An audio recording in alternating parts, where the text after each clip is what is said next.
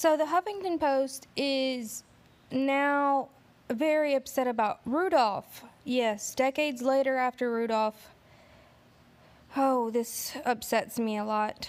And they're trying to make a whole lot out of something that was absolutely amazing. I'm going to tell you about the real history of Rudolph the Red-Nosed Reindeer, and I'm going to show you in Robert May's daughter's own voice, and well, she was interviewed a while back about this, and I'm actually trying to get in touch with her to try to get an interview about it right now and see what she has to say about this. But besides that, most people don't know the real history of Rudolph the Red-Nosed Reindeer. Most of my viewers know that I used to teach. My last year that I taught, right before the Christmas holidays, I had my English students do a paper about the real story of Rudolph the Red-Nosed Reindeer. And how it went was, Robert May was an advertiser for Montgomery Ward. Some of you might not remember Montgomery Ward, but it was a store kind of like JCPenney. Anyway, what they did one year, they went to him and asked him to put together some type of cartoon coloring book of sorts. And he worked on it and he worked on it. And at first, oddly enough, they declined it because of his red nose, because back then the red nose was seen as something that a lot of people drank a lot. But he was able to talk his boss into understanding what it was all about.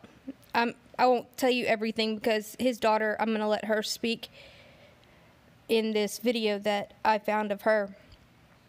But it all came like extremely popular when he had his brother-in-law, Johnny Marks, actually write a song, the Rudolph the Red-Nosed Reindeer song. Okay, so now I'm going to let you hear his daughter and how amazing and what Rudolph the Red-Nosed Reindeer actually did for their family.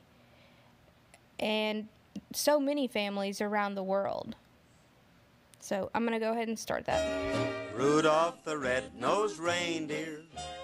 My father was a wonderful, creative, incredible person who gave the world something that will never be taken away.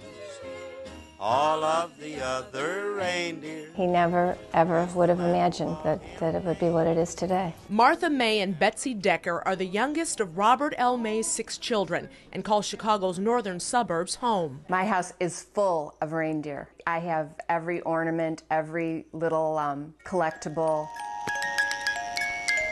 Here's the original that I saved. We feel very fortunate. There are a lot of things we couldn't do, wouldn't have, college educations for one, if it weren't for Rudolph. The house we grew up in, my dad called it the house that Rudolph built. Back in the 30s, Robert L. May was an advertising copywriter for Montgomery Ward. His boss asked him to come up with a little something the store could give away at Christmas time. At that time, a red nose was associated with heavy drinking, not the kind of image Ward's was looking for, so the boss rejected the little red-nosed reindeer. But Robert May had another idea and told this story on the radio in 1964. I then went to the artist and persuaded him to go with me to the Lincoln Park Zoo in Chicago to see if he couldn't work up some sketches of a little red-nosed reindeer that would not be repulsive or suggesting of too many drinks. The artist did a very good job, and thanks to those sketches, I was able to convince the boss that it could be handled properly. With illustrations firmly in place, Robert L. May finished his story of the little reindeer who was picked on for being different. Ha ha, look at Rudolph, his nose is a sight. It's red as a beet, twice as big, twice as bright. You say the story's biographical. In many ways it is. The character had to overcome some negative aspects, obviously the red nose. My father, he grew up in a time where his parents skipped many grades, and so by the time he got to Dartmouth College, he was very small, incredibly, incredibly brilliant, but small. In the original book, Rudolph is sound asleep when Santa enters his room and recruits him on a foggy Christmas Eve. This note Rudolph wrote to his parents is in May's own handwriting. I need you, said Santa, to help me tonight, to lead all my dear on the rest of our flight. He put his heart and soul into a comic book that he was really getting nothing for. Millions of copies were given away. It turned into something huge that has changed Christmas, has changed, I think, how kids feel about themselves. For 10 years, the book did well. All of the other reindeer. But it was the song, written a decade later by May's brother-in-law Johnny Marks, that made Rudolph a superstar. Rudolph, with your nose so bright, won't you guide my sleigh tonight? It will be an honor, sir. By the 25th anniversary, Rudolph the Animagic movie was made by Arthur Rankin, songwriter Johnny Marks' next-door neighbor.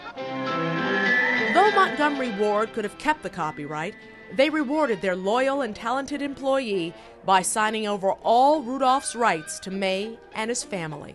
Do you tell people, my dad did that? We were really discouraged from doing that as kids, and when people do find out about it, most people don't believe it anyway. Call it a coincidence, but what are the chances that while we were reminiscing, 3 deer stopped by to say hi? All part of the magic of growing up May.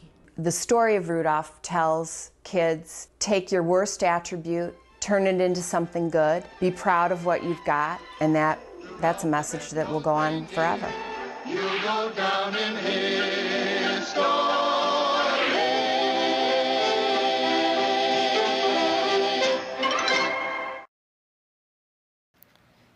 So that Huffington Post is the real story of Rudolph the Red-Nosed Reindeer. You can continue to try to ruin every history-making Christian Christmas holiday, whatever you want to do, but we're going to keep on showing the truth. This is despicable. It's a holiday family classic, and you're not going to continue to ruin the joys of having a family. Not if I can help it. Merry Christmas to all, and to all a good night.